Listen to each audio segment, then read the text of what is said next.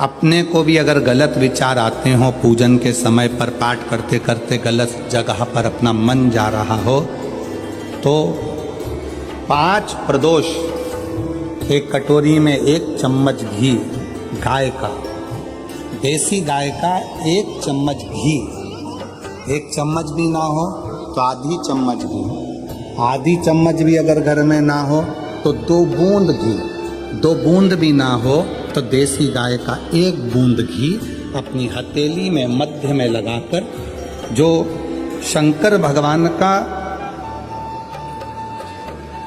भगवान शिव जी का जो शिवलिंग होता है, उस शिवलिंग के ऊपर के भाग पर अपनी हथेली को रखकर, और जो अशुभ सुंदरी वाली जगह है उस जगह पर अपनी हथेली का घर्षण करना चाहिए। लगभग 5 प्रदोष अगर आपने कर लिया तो निश्चित है आपकी बुद्धि में कभी गलत विचार पूजन करते समय आएगा ही नहीं, और गलत दृष्टि की ओर जाओ।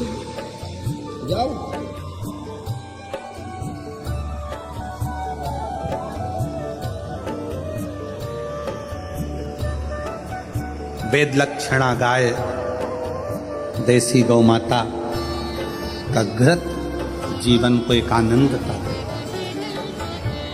आनंद प्रयास करना। जब जब जिस महीने में जो प्रदोष पड़ा करे, जब प्रदोष पड़े, बन सके 1 बेलपत्र, बन सके 5 बेलपत्र, शमी पत्र, हरे मूंग, हरा मूंग, बेलपत्र, एक कलश के अंदर थोड़ा सा पानी लेकर 1 बेलपत्र, हरा मूंग, शमी पत्र डालकर और उसमें थोड़ा सा गुड़ डालकर भगवान शिव का स्मरण कर कर प्रदोष काल में, मान लो कोई काम आपका बहुत जरूरी है, बहुत दिनों से अब थक गए हैं, नहीं हो रहा, कर्जा बढ़ रहा है, धन नहीं आ रहा, व्यापार नहीं चल रहा, या कोई समस्या बहुत प्रबल है, कोई एग्जाम में बैठ रहे हो, नहीं हो रहा, परीक्षा भी दे दी है, रिजल्ट आने ही वाला है, तो भी प्रदोष काल में, प्रदोष के समय वो जल, मूंग, शमी पत्र और बेलपत्र और गुड़ का शंकर के शिवलिंग को समर्पित करना प्रारंभ कर दो। 2 या 3 प्रदोष करोगे, बाबा आपकी मनोकामना शीघ्र पूर्ण कर देगा। 2 या 3 करो, बाबा करेगा। 1 बेलपत्र, 1 शमी पत्र तुम्हारी उलझन को समाप्त कर दे। मेरी जीजियों, प्रदोष का इंतजार भी मत करा करो कि प्रदोष का दिन आएगा या प्रदोष का दिन आएगा तो हम गला पकड़ रहा है बाबा, प्रदोष का दिन आएगा तो हम भगवान शंकर को प्रदोष के समय में, शाम के समय पर हम बेलपत्र, शमी पत्र, चावल समर्पित करेंगे। आप तो प्रयास करा करो, कभी अगर मौका मिल जाए तो प्रदोष काल में, प्रदोष के समय पर एकांतेश्वर शिवलिंग मिल जाए, कहीं एकांत में कोई शंकर भगवान का शिवलिंग मिल जाए, 1 बेलपत्र लो, उसके ऊपर 1 शमी पत्र रख लो, 1 चावल का दाना रख लो, अपने मन की बात बाबा से कहकर श्री शिवाय नमस्तुभ्यं बोलकर शंकर भगवान की अशुभ सुंदरी वाली जगह पर स्पर्श कराकर, वही शमी पत्र, वही अक्षत का दाना, वही बेलपत्र शंकर भगवान के शिवलिंग पर उसको समर्पित कर दो। समर्पित करते समय ये जो डंडी का मुख है, ये जहां जलाधारी होती है, पानी बहता है, उस ओर डंडी का मुख होना चाहिए, जिधर पानी बह रहा है। प्रदोष काल में करी गई आराधना, प्रदोष काल में किया गया भजन, केवल प्रदोष के दिन ही नहीं, प्रदोष काल में कभी भी शंकर को याद करो। वैसे तो शंकर भगवान को याद करने के लिए कोई समय निश्चित नहीं किया गया कि इस समय शिव जी को याद करो। मौत का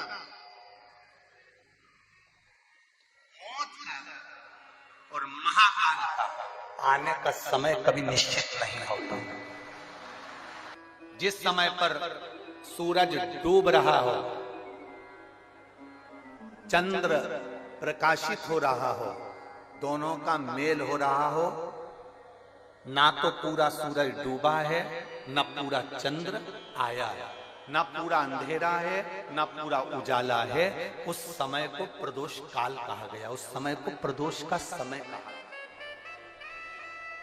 प्रदोष काल कहा। अब कई लोग हमसे कहते हैं गुरुजी आप हमको प्रदोष का समय बताया करो कि प्रदोष काल किसको कहते हैं, प्रदोष का समय किसको कहते हैं। अब एक बात हम आप सबसे कहना चाहते हैं, अगर हम समय देखकर बताएं आपको कि शाम को 6 बजे, 6:30 बजे, 6:30 पे लेकर 7:30 के बीच में ये समय है, या 5:30 से लेकर 6:30 तक का ये समय है, या हम तुमको बोल दें कि इतनी बजे ये समय प्रदोष काल का रहेगा या इतनी बजे ये समय रहेगा, तो देखिए कभी कभी ठंड का समय आता है तो दिन जल्दी ढल जाता है, कभी कभी गर्मी का समय रहता है तो दिन बहुत लेट ढलता है। इसलिए समय की गणना से मत चलो, आप तो ये अंदाजा लगाकर रखो कि दिन ढल रहा हो, अंधेरा होना शुरू हो रहा हो, सूरज डूब रहा हो, चंद्र प्रकाशित हो रहा हो, अंधेरा अपना काम कर रहा है, सूरज ढलता जा रहा है, दिन कम होते चले जा रहा है और अंधेरा थोड़ा बढ़ते चले जा रहा है। इन दोनों का जो मिलन का समय हो, अब वो कितनी भी बजे, आप तो बस उसके मिलन का समय निकाल लो, वही समय प्रदोष काल कहलाता है, वही समय प्रदोष काल। अगर भगवान के मंदिर जाना है हमको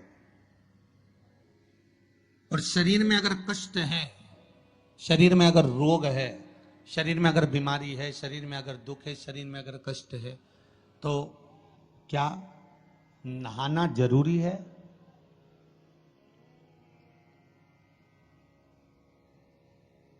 शिव महापुराण की कथा कर रही है, मत नहाओ, स्नान कर लो।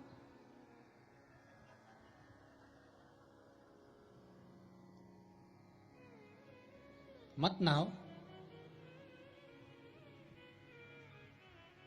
स्नान कर लो। नहाने में और स्नान में जमीन और आसमान का अंतर है। बाथरूम में गए, साबुन लगाया, शैम्पू लगाया और ये सब लगाने के बाद में तुमने जो तुम्हारे ऊपर पानी उंडेला, इसको नहाना कहते हैं, ठीक है। जो तुमने साबुन लगाया, शैम्पू लगाया, पानी डाला, उसको नहाना कहते हैं।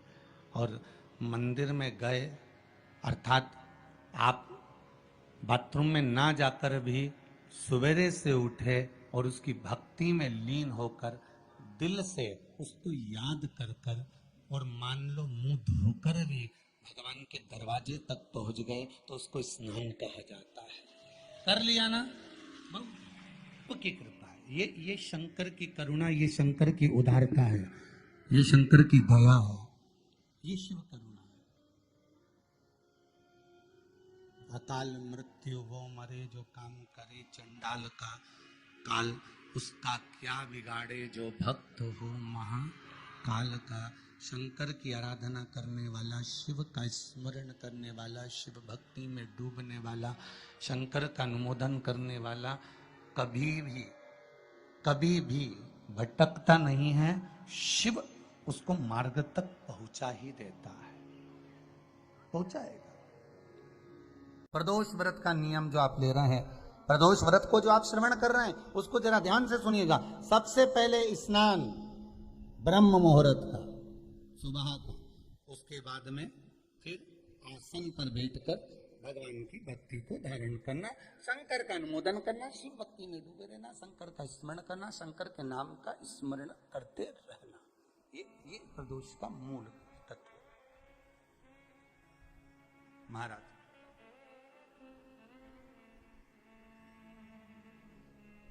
प्रदोष व्रत करने वाले को भोजन नहीं करना चाहिए,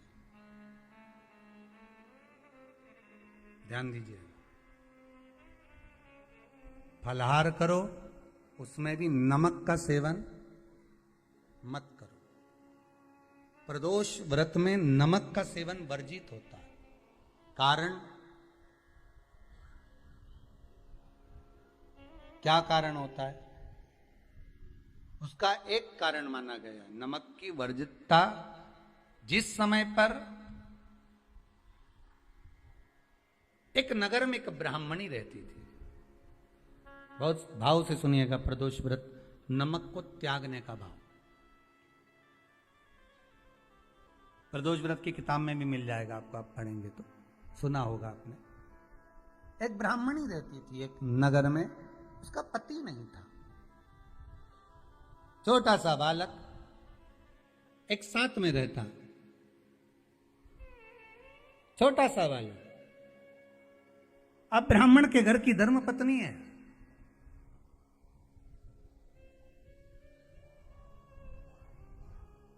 ब्राह्मण कर्मकांड करने वाला, पूजन करने वाला, पाठ करने वाला, अनुष्ठान करने वाला, पूजन करने वाला, मंत्र जाप करने वाला, भगवत भक्ति में डूबने वाला। ब्राह्मण तो चले गया, ब्राह्मणी बच्चे के साथ रह रहे, क्या करे, अकेले निवास कर रहे,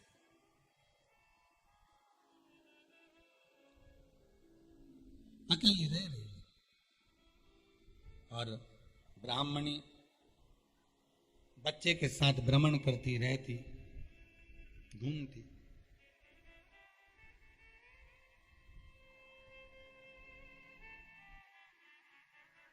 कहीं कहीं दर दर जाकर कुछ भिक्षा को मांग कर लेकर आ जाती, और भिक्षा लाने के बाद में उस भिक्षा को जब लेकर आती तो अपने बच्चे को भी खिलाती और स्वयं भी उसका पान करती।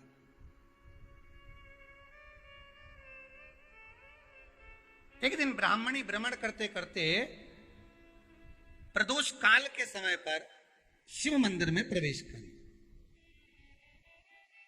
प्रदोष काल के समय पर, और शंकर मंदिर में जब प्रवेश करा, प्रदोष काल किसको कहते हैं?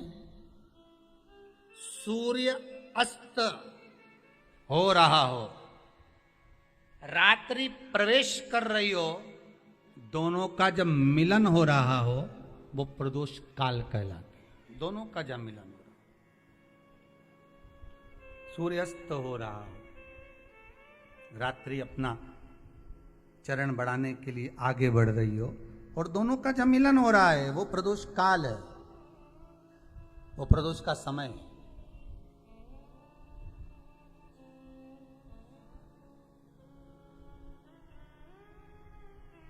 ब्राह्मणी मंदिर में प्रवेश कर रही। जब ब्राह्मणी मंदिर में प्रवेश करी, मंदिर के अंदर पहुंची, प्रदोष काल का समय था, प्रदोष का समय चल रहा था, और प्रदोष काल के उस समय में, प्रदोष काल के उस समय में जब ब्राह्मणी ने देखा कि कोई भगवान की भक्ति में लगा हुआ है, भगवान के रस तत्व में डूबा हुआ है, आज ब्राह्मणी के पास में कुछ पदार्थ नहीं है, अपने बच्चे का पेट भरने के लिए कुछ सामग्री नहीं है, और कुछ आस लेके वो प्रवेश करी है, कुछ आस लेकर वो अंदर प्रवेश कर जाती है।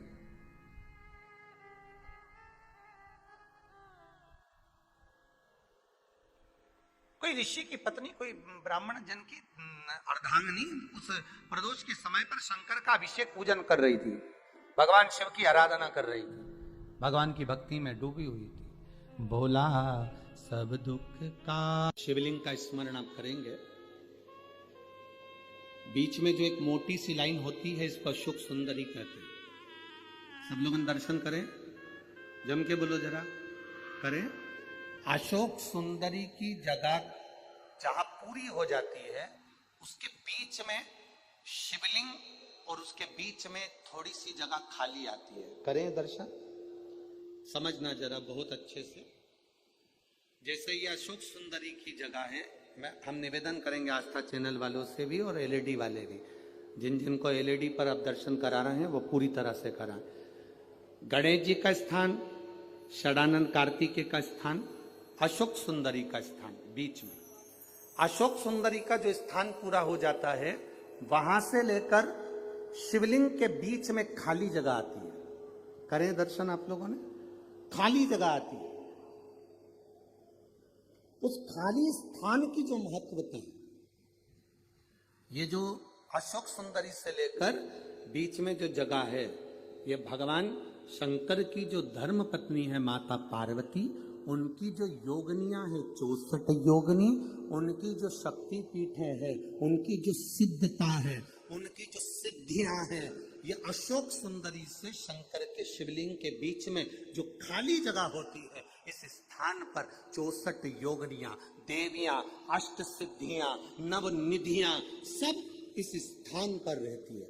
इसलिए हमारे यहाँ शिव महापुराण की कथा कहती है, पूर्ण पूजन के बाद अगर कोई नारी, कोई पुरुष, कोई बच्चा, कोई बुजुर्ग अपने मन की बात का स्मरण इस जगह पर हाथ को रखकर, जैसे किसी के हृदय पर हाथ रखते हैं तो दिल धड़कता हुआ स्मरण होता है, उसी तरह यहाँ स्पर्श करेंगे और स्पर्श कर कर जब अपने मन की बात कहते हैं तो देव अधिदेव महादेव नंदी के साथ आकर प्रदोष के दिन कार्य की सिद्धता पूर्ण करते। उस स्थान की मूलता होती है, वो स्थान समझ में आएगी ना जगह। अरे बोलो तो जम के, नहीं समझ में आई हो तो एक बार फिर वापिस समझ लीजिए, फिर समझो बात। स्थान देखिएगा, अपने को भगवान की कृपा से यहाँ नागपुर में शंकर जी का शिवलिंग कोई ने कागज का बनाकर यहाँ जो भेजा, ये काम बाबा की कृपा से आप लोगों के स्मरण के लिए आया। देखिए जरा, गणेश जी का स्थान, कार्तिकेय जी का स्थान, बीच में ये आ गई अशोक सुंदरी की मोटी सी लाइन। अशोक सुंदरी की लाइन जहां खड़ी हो खत्म होती है, वहां से जो शिवलिंग रखा है, इसके बीच की जो जगह है, ये जो बीच में अशोक सुंदरी के स्थान से लेकर शिवलिंग के स्थान के बीच में जो खाली जगह है, ये 64 योगनियां, अष्ट सिद्धियां, नवनिधियां, सब कुछ मेरे देव अधिदेव महादेव ने माता पार्वती को अपने चित्तवृत्ति के साथ यहाँ अनुमति प्रदान कर रखी है। वहां का स्पर्श, वहां का मात्र स्पर्श, और हमारे दिल की बात। नया काम का चालू कर रहे हो आप, कोई व्यापार के लिए जा रहे हो, नौकरी नहीं लग रही हो, सर्विस नहीं लग रही हो, आपकी एग्जाम दे ली, बहुत परीक्षा के लिए आपने तैयारी कर ली है, बहुत प्रयास कर लिया, बहुत प्रयास, अथक प्रयास आपने कर लिया। भगवान प्रदोष का अगर दिन हो और प्रदोष काल का समय हो और एग्जाम प्रदोष के बाद हो, या आपको तारीख मालूम पड़ जाए, उसके पहले अगर 15 दिन 20 दिन पहले भी प्रदोष पड़ रही हो, तो बेलपत्री समभागी बना। समभागी मतलब ये जो चिकना वाला पत्ता होता है ना बेलपत्री का, सीधा वाला भाग, और इस पत्ती का भी सीधा वाला भाग, ये दोनों जो बेलपत्री के चिकने भाग होते हैं महाराज, ये बेलपत्री का जो चिकना भाग है और ये चिकना भाग है, इन दोनों में लाल चंदन लगाकर बेलपत्री के भाग को जोड़ना महाराज।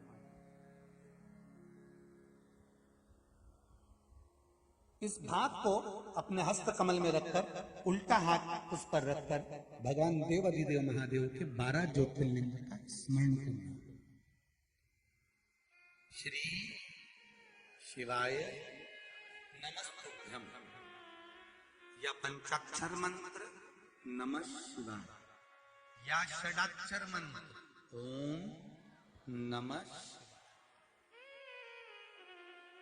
पंचाक्षर मंत्र हो, षडाक्षर मंत्र हो, श्री शिवाय नमस्तुभ्यम शिव महापुराण का मूल मंत्र हो, स्मरण कर कर उस मंत्र का अपनी कामना कहकर अशोक सुंदरी वाली जगह पर उसको छुआ कर, भगवान शंकर पर उसका स्पर्श कराकर, उसको लाकर नंदी का एक चरण, ऊंचा भाग जहां चरण का हो, नंदी जब शिव जी के सामने होता तो उसका एक पांव ऊंचा होता है, नंदी का जो पांव ऊंचा हो, उस मंदिर में जो भी, चाहे आगे पांव हो पीछे का पांव, जो पांव उस मंदिर में हो ऊंचा, उस चरण के पास अपनी कामना कर कर रख दीजिए, और थोड़ा सा मूंग, हरा मूंग थोड़ा सा, श्री गणेश जी महाराज का नाम लेकर किसी भी गौशाला में या नंदी गण जहां हो, आपके मोहल्ले में कोई नंदी हो जो घूमता हो रोड पर, कोई बैल हो, तो उसको वो मूंग खिला दीजिए और उसके बाद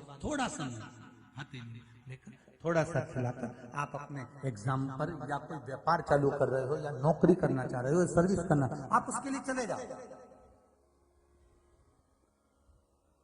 उसमें सफलता मिलेगी। पर करना किसको पड़ेगा? जो व्यापार करने जा रहा है, जो नौकरी करने जा रहा है, जो सर्विस करने जा रहा है, जो अप्लाई करने जा रहा है, जो अप्लाई के लिए आगे बढ़ने जा रहा है, कोई कंपटीशन एग्जाम में बैठने जा रहा है, करना उसको।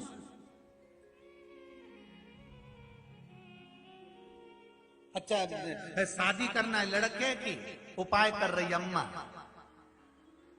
उपाय मां कर रही है। शादी करना है बेटी की, उपाय कर रही मां। थोड़ा तो बेटा बेटी का हाथ तो लगवाओ उसमें, भले वो करने नहीं जाए पर स्पर्श तो कर दे उसको।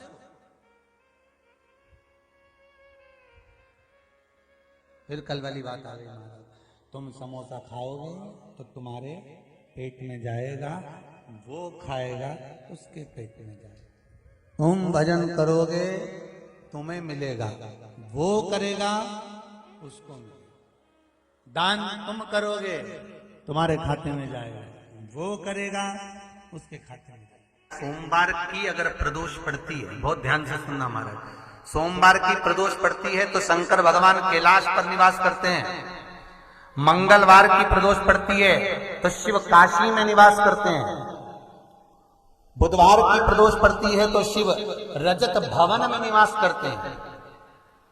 गुरुवार की प्रदोष पड़ती है तो शिव गंगा के स्थल पर निवास करते हैं।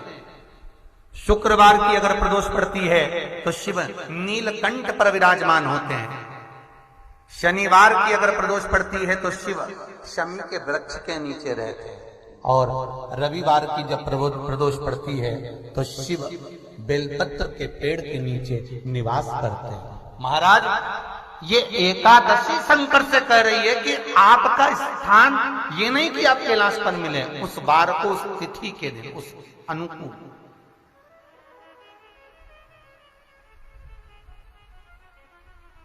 हमारे यहां कहते हैं सोमवार की जो प्रदोष पड़ती है वो इच्छा पूर्ति करती है, मंगलवार की प्रदोष रोग से मुक्ति देती है, बुधवार की प्रदोष कामना की पूर्ति करती है, गुरुवार की प्रदोष शत्रुओं का नाश करती है, शुक्रवार की प्रदोष सुख और शांति देती है, शनिवार की प्रदोष संतान का सुख देती है, और रविवार की प्रदोष जो काम दुनिया में कोई नहीं कर सकता वो अचूक फल की प्राप्ति रविवार की प्रदोष करा देती है। महाराज ऐसी प्रदोषों का नियम वर्णन किया चाहिए। भगवान कहते ठीक है तू थोड़ी देर खड़ी हो।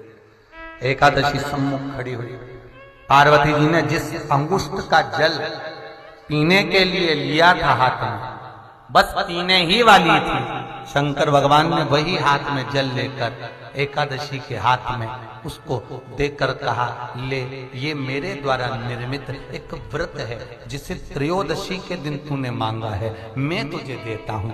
आज इस व्रत का फल मैं तुझे प्रदान करता हूं। अब तू जिस जीवात्मा को लेकर जाएगी उसका पाप प्रबल नहीं होगा।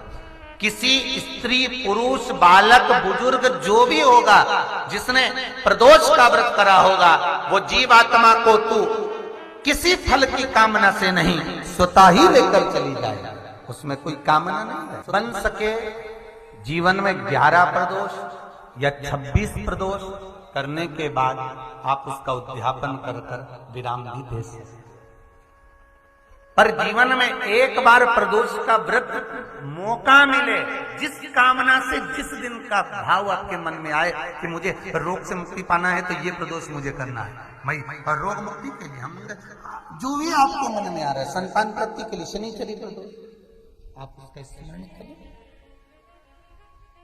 फिर लिखा शिव महापुराण में, बड़ा सुंदर लिखा वेदव्यास ने, मान लो आप प्रदोष का व्रत नहीं कर सकते, आप अगर व्रत नहीं कर सकते तो प्रदोष के दिन, प्रदोष काल में शाम का समय सूर्यास्त का कुछ पल, कुछ घड़ी के पहले से लेकर बाद तक का प्रदोष काल के अंतर्गत आप शंकर जी के मंदिर में जाकर एक लोटा पानी 5 बेलपत्र भी अगर समर्पित करते हैं तो संपूर्ण प्रदोष का फल आपके भाग्य में सफल हो जाए। श्री शिवाय नमस्तुभम। पूजनीय गुरु जी द्वारा बताए गए 14 फरवरी फाल्गुनी शनिवार प्रदोष विशेष है। प्रदोष होने वाली गलतियां से बचे, धन और समता की वृद्धि उपाय बताए गए हैं।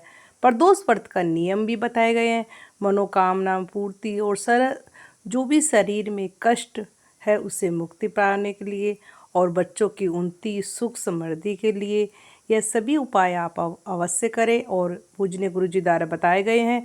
और शनिवार को प्रदोष का दिन विशेष कथा उपाय भी बताई गई है, तो आप ज़रूर ये सुने। और महत्व और शिव की कृपा के बारे में तो ज़रूर बताई गई है, तो वो भी अवश्य सुने। अगर ये वीडियो अच्छी लगी है तो लाइक और शेयर करना बिल्कुल ना भूलें। हर हर महादेव।